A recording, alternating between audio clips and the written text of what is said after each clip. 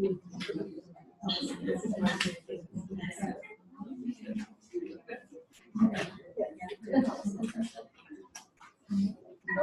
why don't we go ahead and begin our session. Thank you all for coming. I'm so excited to be here to introduce you to mindfulness and how it might be able to help you with improving your well-being, your ability to bounce back from stress and challenge. Not that anyone here has stress or challenge, right? And hopefully improve your performance at work. You feel like you're getting more things done more efficiently. And so to start, however, I would like to ask you a little quiz.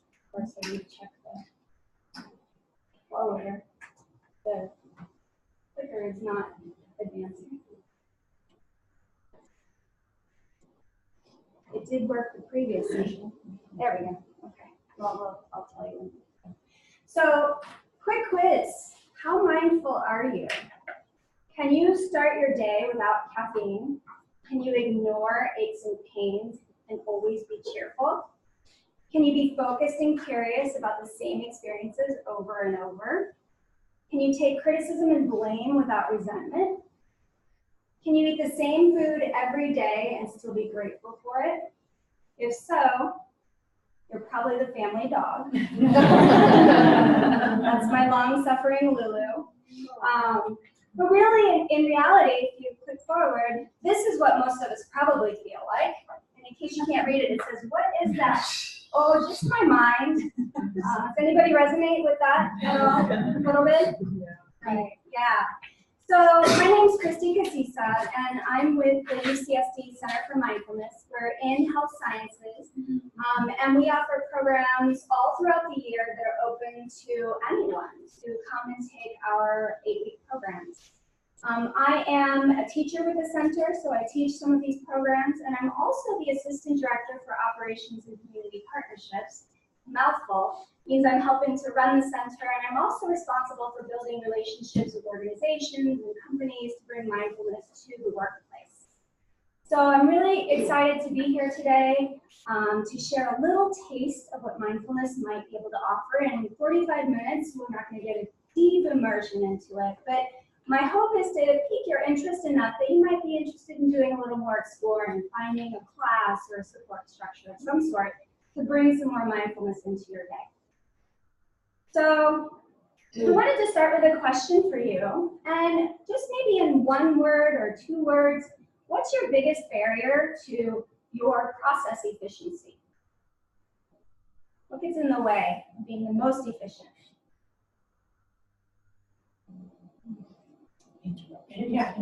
Interruptions. Anything else? Time, lack of time. Sequencing. Firefighting, short term. Right, so prioritization problems, right? People, I heard someone whisper. No people problems, right? So just to kind of get a sense of what kinds of things might get in the way so that we can take a look at what we might be able to do to help and how mindfulness might be able to help us. So we're going to start with a kind of a foundation of what mindfulness is. How many of you have heard of mindfulness? Heard of it? How many of you have practiced? Anybody taken a class? Excellent, okay. So what mindfulness is, there may be some misconceptions. So we're going to kind of talk about that and just lay the groundwork here. So starting with the definition, that's really important. We're going to talk about mindfulness as a way of paying attention to the present moment without judgment. And this is really specific. So we're going to talk about this in a way to notice our moment-to-moment experience. Right? What's happening in this moment? Knowing everything that's happening in the moment for yourself internally, right? So you can manage your own reactions to whatever's happening around you, being aware of what's around you so that you can really respond appropriately to what's around you, right? And then, so the moment-to-moment experience, it seems like a trite saying, but really, this is the only moment that we have to live. This is it, right? And when you start to pay attention to your mind, where is your mind when you start to pay attention? maybe in the past, thinking about what went wrong, or how did this work, or in the future, what might happen. And usually when we're in the future, we're not worrying about what if everything goes right. So we're worrying about what if something goes wrong, like showing up for a really big important presentation and having none of the technology work for you. And nobody ever had that happen before, have they? So knowing what's happening in this moment gives us choice and gives us the opportunity to choose how we respond to it with intention rather than autopilot or reactivity. So the judgment piece is the second piece. So this moment-to-moment awareness, but we also have a non-judgmental attitude that we bring towards what's here in this moment. So this was a challenge getting here for me today. The parking structure machines didn't take credit cards. I didn't have any cash. So responding to that, it could have just completely freaked me out. Oh my God, I can't get to my talk on time. And I could have just shown up for my mindfulness talk completely stressed out. That wouldn't have been a very good representation of mindfulness.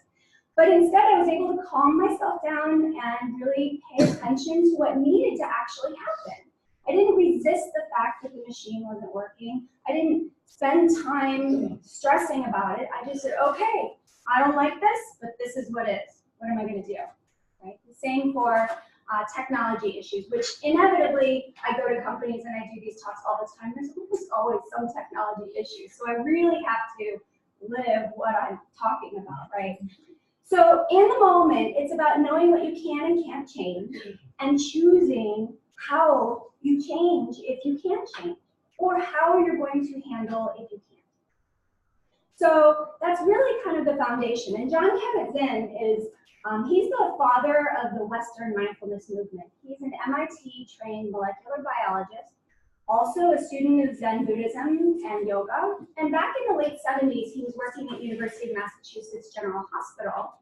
And he noticed there were some patients who were slipping through the cracks in the healthcare system, who weren't being helped.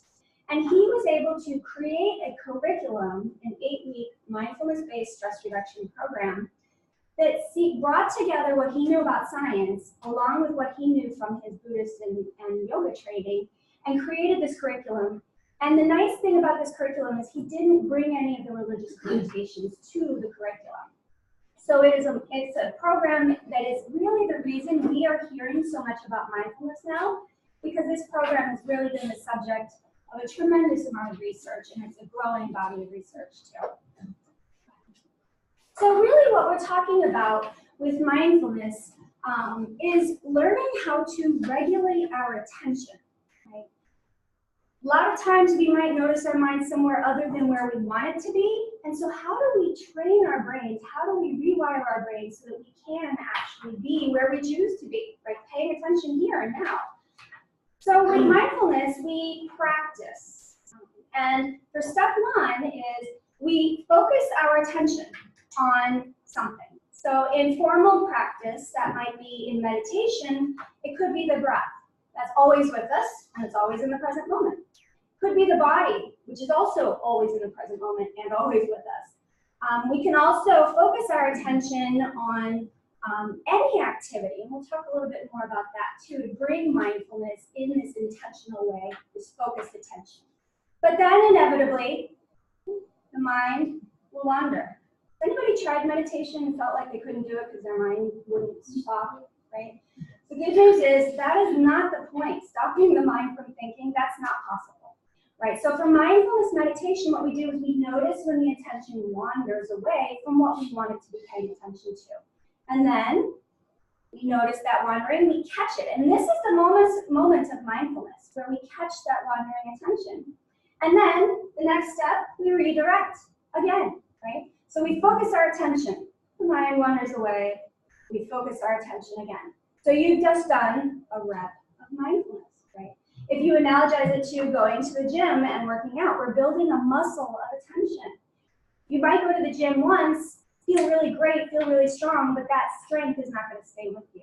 The same is true for mindfulness. It's a practice. We have to build this capacity. So actually, whenever you sit in meditation, if your mind wanders and you bring it back and it feels like it does that 100 or 1,000 times, that's the point, and you just get lots of practice, right? So that's the nice piece about this, is that there is no judgment in this. And the next step is having this attitude of kindness and non-judgment about what we're doing here. So noticing the mind wandering away. If you beat yourself up every time the mind wanders away, you're going to feel terrible, right? You're never going to want to sit. Nobody likes being yelled at, even by yourself, right? So we bring this kind of acceptance, this kindness, this noticing, and then returning. Kindness and non-judgment. Oh, there goes my mind. And bringing it back. Okay. So that's how the practice kind of functions, right? There are some things, though, that we want to make sure that we know that mindfulness is not. It's not religious. It does have its roots in ancient Eastern philosophies like Buddhism and Hinduism. However, this is really a human capacity that we all have, ability to pay attention, just knowing what's happening in your moment experience.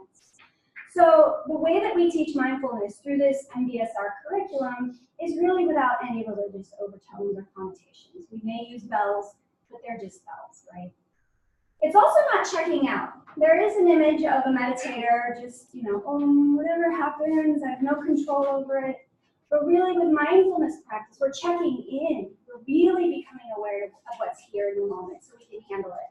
Whether it's a person who's interrupted you or tech that hasn't cooperated, right? Or one of your barriers to process improvement, prioritization, getting thrown all out of whack by fire. So it's about really checking in and being present. It's not, going back. It's not about being passive. It's about really intentionally deploying your passion and your energy where it's useful and where you choose. Sometimes if we get upset by something not going the way we want it to, we will just autopilot react, right? And that usually does not end up the way we want it to if we react without thinking. So mindfulness practice gives us a chance to really choose how we want to make changes in our lives. It's not emptying your mind. We already disposed of that worry. And it's also not relaxation training. So there is a natural byproduct when we start to focus on the body or the breath, that the body can relax. And our cortisol levels start to drop so that we can be a little bit less shoulders around our ears, fists and jaws clenched. And when we notice this, we can practice consciously.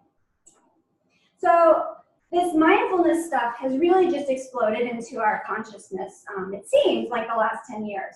I found mindfulness about 7 years ago from a very personal place. And since then, I see it everywhere. It's growing. And you can see quite a lot of media has really been giving a lot of attention to this. Time designated 2014 as the year of mindfulness. We've got Scientific American devoting entire issues to meditation. Mindfulness goes mainstream for PBS. And one of my favorites, Anderson Cooper did a 60-minute segment. He went into researching the segment on mindfulness, a total skeptic. It's a bunch of hoo-woo, right? He came out completely changed. He said it changed his life. He really believes in the science and saw for himself the reality of what can happen when you really practice this and bring it into your life. So you may start to notice mindfulness now that you've been kind of exposed to it. You start to see a lot more in the media about it. And so why would we do this? So the practice of mindfulness is paying attention to the present moment in a particular way. What kinds of things may come from this kind of practice? It seems ironic that sitting and doing nothing actually can reap us quite a number of benefits. And there's a lot of research showing the benefits of mindfulness practice. It's a growing amount. You can see starting down here in 1980, it's just been growing. And what we know is in the early 2000s, the advent of neuroimaging technology really gave us a window into the brains of practitioners. What's happening? What's changing? And we're finding physical and structural changes happening in the brain as a result of practice. Gray matter thickens, the amygdala shrinks, all of which really contributes to the benefits that we're finding, which include many physical ailments, many mental illnesses. So a lot of physical health improvements for when you're suffering with sleep problems, chronic pain, blood pressure, heart problems, any number of, and a growing number of illnesses are helped. And then mentally, mental health, stress, depression, anxiety, PTSD. This is being used with veterans and they come back and they're suffering from PTSD, panic attacks. So a growing body of research, which is really why we're starting to hear more about this, I believe, is that it's becoming more accepted that there's not just subjective improvements, but there's also objective evidence. We also know through some of the research that other kinds of experiences can change and improve, particularly some of those that help with work. So hard skills like focus, memory, being able to remember the details of whatever it is you're doing, right? Cognitive function, problem solving, decision making, communication. And some of the, well, communication may also belong over here on the soft skills side, right? Things where it's interpersonal that we need to be able to work with people. And in some cases, if we had no other people to deal with, we could get our job done. Right? But then what's the point of the job, right? Helping people. So things like resilience, creativity, empathy, compassion are improved through practicing mindfulness as well. And because of the research, and because our workplaces are really suffering, companies are starting to bring mindfulness into the workplace. I get to go to companies and teach classes. I've been teaching at Illumina for 5 years.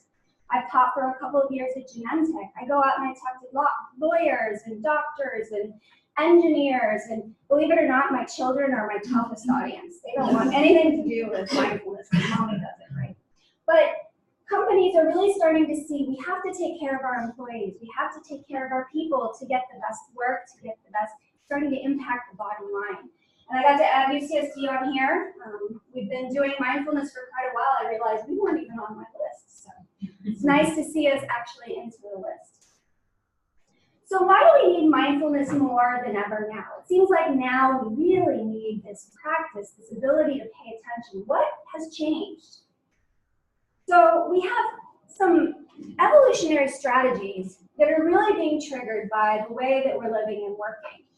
And so I love this quote, you can take the person out of the Stone Age, but not the Stone Age out of the person, right? At our root, at our base, we are a species that has really been very successful in thriving and surviving. But there are some ways that some things that we've begun doing that have really triggered some of our survival adaptations. The first one is the survival instinct. We have to stay alive. That's priority number one. Nothing else matters if we're going to die tomorrow. Second strategy is scanning our environment. Once we're sure we're alive in this moment, we're constantly scanning for more trouble. Right? And the third strategy is seeking. Once we've ensured we're going to be alive, we seek advantages. It used to be things like food, shelter, mates. Now it's things like power and information. So the first priority is staying alive. And I want to give you an example that you may have actually dealt with, a real survival threat that you may have dealt with, maybe even today, and that's the life-threatening email. You may have gotten one of these with a little red exclamation point. You see who it's from, you see what the subject is, and you immediately go, or you go, oh, or you go, oh no, right? There's many variations of reactions to something that your body actually perceives as this. That email is a tiger or a lion about to eat you, right? Really not too many life-threatening scenarios. It is useful to be able to have kind of a stress reaction to jump out of the way of an oncoming bus or avoid a punch in a bar. But we don't face too many of these. The boss, you're not usually going to get punched out by the boss. Just notice for, employee safety purposes. But our bodies are still reacting as if we are under threat. Our threat response systems in our brains kick in, our amygdala kicks in, sends out cortisol and adrenaline to our muscles. So that physical reaction you get when you have something stressful happen to you is your body getting ready to run, get me out of here, fight, okay, I'm going to punch out this aggressor, or play dead, right? Any of us have that reaction where we freeze, we blank out, can't think of anything, or maybe we just want to go to sleep. That's our freeze reaction, right? So we're hardwired to stay alive. And unfortunately, this survival system is being triggered day after day, maybe multiple times in a day, maybe week after week, month after month. and that's not healthy for us. So if we react in that first moment of threat, right, that email, that life-threatening email hitting your inbox, you might look like this guy, right, internally, of course. And you might have some not so good reactions. You might be, thoughtless in your reaction. You're fear-based, you're irrational, you're inflexible. You're just trying to stay alive in this moment, right? So that person who comes in and throws something, throws off your entire process. This is what's happening in that first threat response that you get. So over time, we have what's called chronic stress. And I'm trained as a biologist and a lawyer. I'm mostly recovered, don't hold it against me. But in college and in law school, we were trained to think, oh, chronic stress, and then yada yada, right? Stress is no big deal. But what we're learning now from the research is that it's really detrimental to our health and to our performance at work. So when we're living under this fear of being eaten every day for long periods of time, we end up with some of those illnesses that I showed you earlier that mindfulness helps with. And then some of our behaviors, we're not our best selves when we're under chronic stress, right? And then when we're at work, the things that we need to do our jobs, the things we were hired to do, it's like they're locked up in this filing cabinet and we can't access all of these skills and talents. We are not able to solve problems with the same creativity. We're not able to flex with the changes. And I know with process, you have to be able to flex and change as things move, right? Things shift. We can't just hold tunnel vision to one way, my way, or the highway. We've got to be able to adapt. And so this doesn't happen as easily when we're in chronic stress. So that's priority number one, survival, just staying alive. And you can hopefully start to see where it might really impact your ability to do your job well. Fortunately, mindfulness can help us with this. So let's take a look at the second strategy that's being triggered, and this is the scanning strategy. Our brains are constantly looking for additional threats. And this is due to something called the default mode network. It's a network in the brain that comes online when we're not actively using our brains for a task. So this is why when you lay down to go to bed, you might be just drifting off to sleep and all of a sudden you go, oh my gosh, that thing, right? It's just because your default mode network has been looking for trouble. And it's usually need-focused trouble, like what's gonna help, what's gonna hurt me, what's gonna impact me. And then as a result of this, there's some really interesting research showing that our minds wander a tremendous amount of the time. What percentage of the time do you think your mind wanders? 80, 90, 99.5. It's not that bad. It's 47% of the time. But if you think about that, that means that almost half of our waking lives, we are not paying attention to what we intend to be. Our minds are somewhere else, which is really sad because we're not actually paying attention. And another interesting piece that came out of this research was that for those of us who were focused on our work, focused on whatever our task was, even if the task was perceived to be unpleasant, we tended to be happier. This means for me, if I'm immersed in my finance budget spreadsheet, which for me is like my least favorite place to be, if I'm really paying attention, I'm likely to be happier than if my mind is wandering to a beach in Hawaii. Because I'm not on the beach in Hawaii, which is really sad. And then, if I am on a beach in Hawaii and my mind is wandering, where is it usually going? Back to my spreadsheet, which is also very sad, right? Because I'm not enjoying where I am. So being present makes us happier. And then the third piece of information to pay attention to is the fact that another survival strategy our brains have developed is something called the negativity bias. Has anyone gotten a performance review or an evaluation where everything was awesome except that one opportunity for improvement? What sticks with you forever? That one thing, right? Because it is more important for survival for us to remember the bad stuff, right? More important to remember that there's a rattlesnake that lives by the pear tree than to forget the rattlesnake and remember how awesome those pears tasted. Right? You didn't survive long enough to pass your genes along if you just paid attention to the pears. That rattlesnake took your genes out of the gene pool. So really, this is very strong for us, this tendency to really notice the negatives. And also, just as an aside, with relationships, and additional research has shown that it takes 5 positive encounters to outweigh the impact of 1 negative one in relationships. Again, it was really important to know who our friends were when we were living on the plains. So this, too, is really strong for us. And so for the third strategy that's being really triggered and taking us out of our best work is seeking. And this is due to something in the brain called the dopamine-driven reward pathway. It was important for us to have motivation to move through our world, to seek shelter and mates and food, right? We don't need that motivation pathway quite as much for those things, but what's triggering it now? Anybody got any ideas? What triggers you to go check every time it dings at you? Yeah, go ahead. So what we're learning, one more time. Oh, it took all of them actually. So what we're learning is that our technology is activating these same motivation pathways, this dopamine surge, every time it dings and pings at us. And so what we're finding through some research is that social media has shown to be more addictive than cigarettes and alcohol. Go ahead. Yeah, there we go. And so it's really important to know this because sometimes we can just take steps to help ourselves, right? iOS 12 now has a screen time that tells you how much time you're spending on your phone, right? It also has the ability to limit the amount of time you spend on certain apps. I took Facebook off my phone because I couldn't. I'm a mindfulness teacher and I could not stop just going there automatically. We also know that we are just deluged with way too much information. You probably feel this, right? We may have emails dinging at us, the phone's ringing, we're having a conversation, we've got too much data.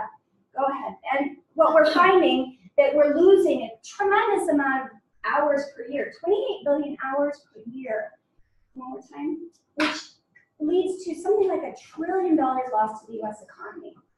Right? Not to mention the impacts, the negative impacts to your relationships when you choose your phone over the person you're having dinner with. Right? And then the third thing to be aware of is that multitasking is a myth. It used to be on every job, description, must be a good multitasker. We now know that multitasking actually reduces productivity by 40% and shrinks the brain, physically shrinks the brain. It's that really what we're doing is a series of continuous partial attention, not full attention at multiple things. So these are the 3 strategies that are being triggered, by the way, that we're living and working. The good news is we can train our brains, right? One more time. And so the way that we do this is through practice, right? The power of practice. And the practice helps us develop an awareness of our habits, our triggers, our behaviors, our reactions, right? We have to be aware of things that maybe aren't what we would want them to be in order to make changes. Then we can breathe to calm our sympathetic nervous system, calm that amygdala hijack down so that we can actually choose to be more responsive in the moment. And that gives us our third piece, which is choice. When we actually are aware of what's happening, we kind of feel that surge of reactivity in our bodies, we can pause and instead of just autopilot reacting, we can calm things down a little bit. That's why Mom always told you to take 10 deep breaths before you say anything you'll regret. She was teaching you mindfulness. And so giving us choice. It's that space between the stimulus and our response. So the way we do this is through practice. And I already mentioned, I touched on this, there are many ways to practice. Formal practices, and in all of our classes, we teach all of these formal practices. Sitting meditation, walking meditation, where we use the physical sensations of walking as our object of focus. A body scan meditation, using the body as our focus. And then movement, which is yoga, with a particular kind of attention. And then we can turn any activity into a mindfulness practice just by bringing the same level of attention. Noticing what the toothbrush feels like, what the toothpaste tastes like, the smell, the sound, the water, right? All mindfulness teachers I know highly recommend mindful driving. Has anybody had the experience of getting in the car and arriving at your destination, having no idea how you made it there alive? Yeah, that's mindless driving. So bringing attention to being in the car, noticing the traffic, noticing your reactivity, which is pretty easy to pay attention to. So anything can become a practice. See, I even put Excel spreadsheets on there, right? Responding to emails. So if you would, let's all take our shoes off and climb on the tables. No, I'm kidding. You don't have to take shoes off. You don't have to sit cross-legged, although those of you on the floor need to. But let's, if you wouldn't mind indulging, let's do a little practice together. So I'm going to invite you, as best you can, to sit up straight. Maybe stand up. You can stand. Absolutely can practice standing. You can even lie down in the middle of the room if you want. And allowing the eyes to close, or you can just cast them downward with a soft gaze. No need to close them fully if you prefer not to. We're just minimizing visual stimuli. And let's start with 2 deep, intentional breaths. Inhaling, filling the lungs and expanding the belly. And exhaling. One more of those good deep breaths. Full breath in and out. And allowing your breath to return to its natural rhythm. And noticing your body sitting here or standing here. Feeling your feet in your shoes on the floor. Noticing sensations.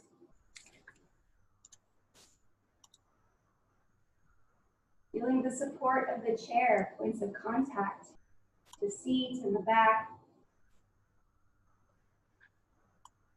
And sensing into your hands, noticing if they're touching anything.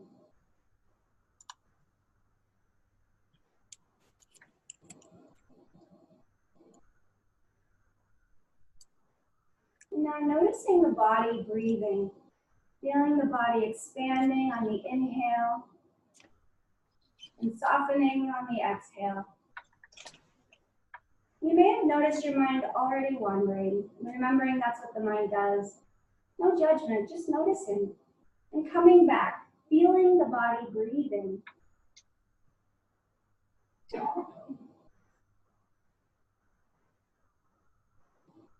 Noticing thoughts as they arise and letting them go and coming back. Now moving your attention to the nose. Feeling the flow of air in and out of the nostrils.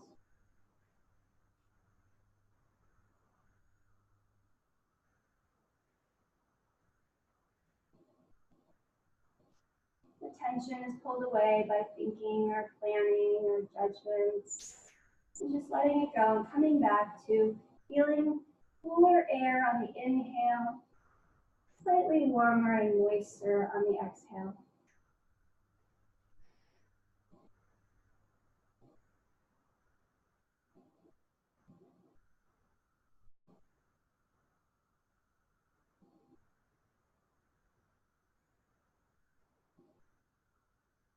Coming back again and again, noticing the breath.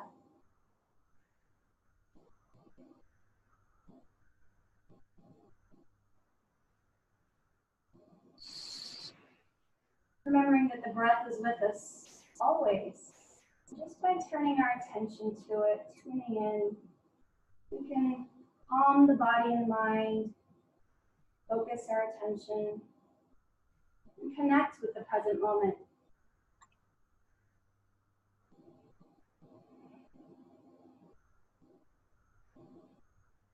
When you're ready, open your eyes.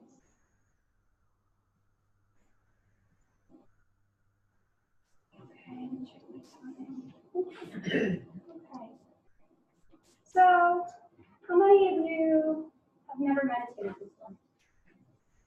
Now you can check that one off your list. We've all meditated. And that's just a brief couple of minutes to just focus on the breath in the body and just really tune into now. So normally we do inquiry and we talk about what we noticed, and we usually find that people are like, anybody's mind wandered? Just curious. Is it just me? No? Okay. Anybody sleepy? Yeah, sometimes our body thinks, oh, closing the eyes means nap time, right? That's something else to notice, right? You're sleepy. So really just kind of noticing what we notice and realizing that we're all kind of in the same boat. Right? A lot of us have mind wandering, a lot of us have frazzled, distracted, spaghetti minds, and a lot of us are tired, and there's all kinds of things that come up when we practice. And we just notice and accept it. And then we can do something about it if we choose. So bringing this to your day, I have some informal practices to let you bring this really where the rubber hits the road, right? In the middle of your day, and you're transitioning from one meeting to another meeting in a string of never-ending meetings. This is a great practice for transitions. It's stop, it's just simple. Just stop, take a breath, observe what you're bringing with you. Are you bringing emotions from the previous meeting, or are you still thinking about something that happened earlier? Are you bringing expectations with you? Observing what's there gives you the opportunity to let it go. And then you proceed with choice and intention. This is a practice we teach doctors when they're going in to see a patient, right? This is good. We want our doctors to be present with us. So when they put their hand on the doorknob, they do a stop practice so they can really come in and be with the next patient. The next practice is a stealth practice, especially in one of those fight-flight moments when you're just like, whoa, maybe you freeze. And this is called, where are my feet? And yes, those are my feet. So just ask yourself in the midst, if you start to notice this triggered response, where are my feet? And just like we did in our practice, sending your attention into your feet to feel your feet. This takes you about as far away from the brain as you can get. This is where all the spin up happens.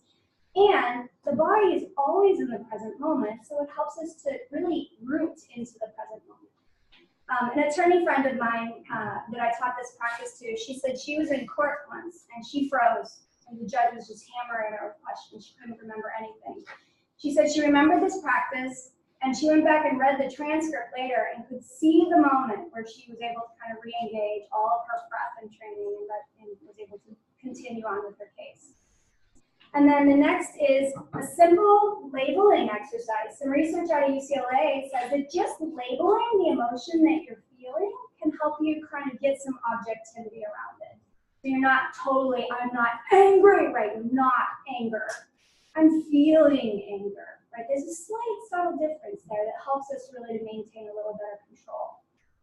And then just some everyday mindfulness tips. And there was a handout going around. I think there's a few extras down here that has 10 ways to bring mindfulness to your day. These are some other just, give your mind a chance to focus on one thing at a time with a daily unitasking instead of multitasking. Try unitasking.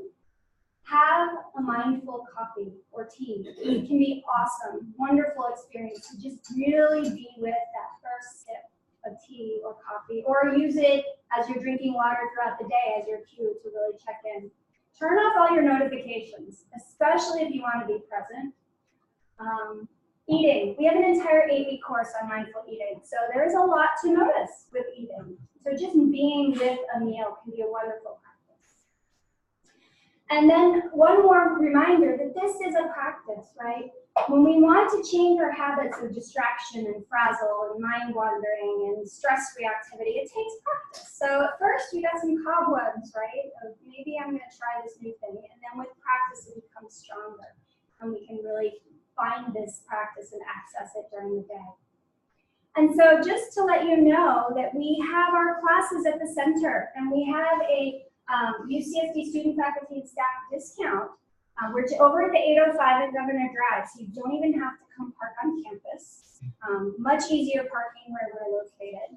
And we have a ton of different types of classes, and then we can come to your office. Mindfulness in your team can really help change how your entire team works. So just being aware of the resource that we have available for you here at UCSD and elsewhere. Okay. Does anyone have any questions for me? We've got about 7 minutes. Yes. One of the bottom ones said mindfulness for kids and teens. Yes. What's your couple of things to connect with the kids? Kids, so the question is mindfulness for kids. Kids are naturally mindful, right? Really tuning into things you wish they would just let go of and let's get going, right? But there are many different practices. You can bring mindfulness to breathing at night or to do a little brief body scan. Listening is a good one for kids, right? Let's pay attention to the sounds that we hear because it's really easy for them to grab onto that. And we do have programs for kids and for teens. So We work at the childcare. well, we can chat because I don't know the resources for you. Anyone have any other questions? Yes, question in back. Tell me more about the non-judgment, how one actually does that. Let's go of your judgments. It takes practice, right? And it may not be letting go of the judgment so much as noticing the judgment, right? Because if you notice the judgment, then you have choice. Okay, this judgment's accurate. I'm going to go with this, right? That might be relevant and totally fine. And it might not be serving you in the moment. But again, this is one of those things when we practice over time, week to week, we begin to build the ability to see those judgments when they come up, right? A lot of times judgments happen and we don't even notice they're there, right? They're come and they're gone. But if we can kind of increase our ability to catch them when they happen, it may just be about noticing them at first and sometimes making a different choice. Does that make sense? Yeah, practice is the answer. And having a class, whether it's with us or somewhere else, can really help build the skill. All right, well, I thank you so much for being here. It was lovely being with you. Thank